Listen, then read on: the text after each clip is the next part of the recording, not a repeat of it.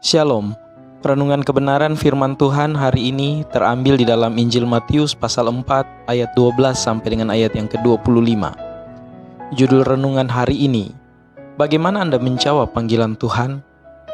Pernahkah Anda membuat keputusan yang mengubah seluruh jalan hidup Anda?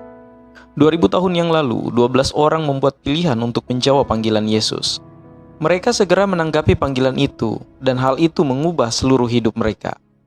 Dalam Lukas 9 ayat 62, Yesus berkata, "Setiap orang yang siap untuk membajak tetapi menoleh ke belakang tidak layak untuk kerajaan Allah."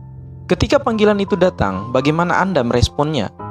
Apakah Anda mengambil langkah pertama untuk memulai perjalanan Anda? Atau beribu langkah ketakutan dan keraguan selalu ada di depan mata Anda?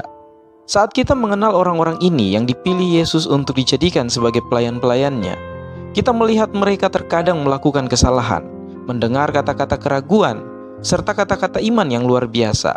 Satu hal yang tidak akan kita lihat dari kehidupan mereka, yaitu mereka kembali kepada hidup mereka yang lalu sebelum Yesus memanggil mereka. Perjalanan di mana kita dituntun oleh Kristus mungkin sulit, tetapi perjalanan itu sungguh sangat berarti. Apakah hidup kita akan jauh lebih sederhana jika kita mengabaikan pintu yang Tuhan buka? Tentu, tetapi kita tidak bisa kembali. Semakin kita melihat apa yang Tuhan dapat lakukan, semakin kita tahu bahwa hidup kita tidak akan pernah sama. Setelah Yesus menang atas pencobaan di padang gurun, Ia secara resmi memulai pelayanannya. Yesus mulai mengkhotbahkan panggilan pertobatan.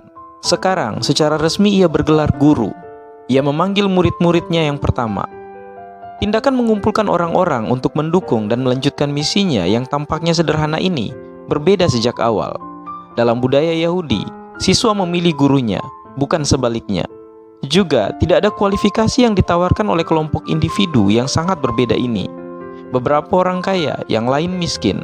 Beberapa orang berani, sementara yang lain hanya tercatat melakukan percakapan individu dan tenang dengan orang-orang yang mereka bawa kepada Kristus.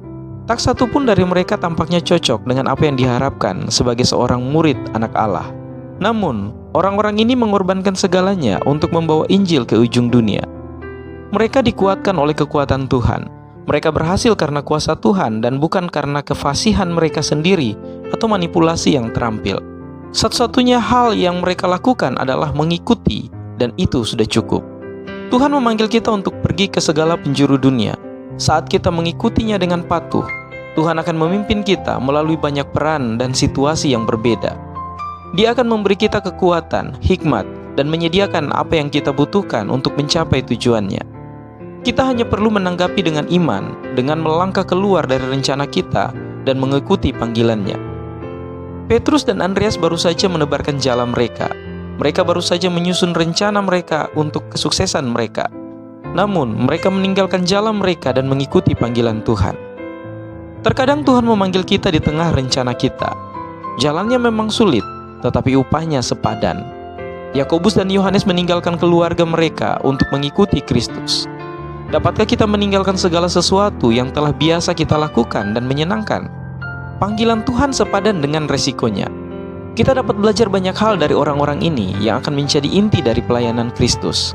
Tetapi pelajaran pertama yang mereka berikan kepada kita ditemukan dalam tanggapan mereka. Ayat 20 dan 22 memberitahu kita bahwa masing-masing dari orang-orang ini meninggalkan pekerjaan mereka dan segera menanggapi panggilan Tuhan. Komitmen menuntut kita untuk mengesampingkan rencana kita.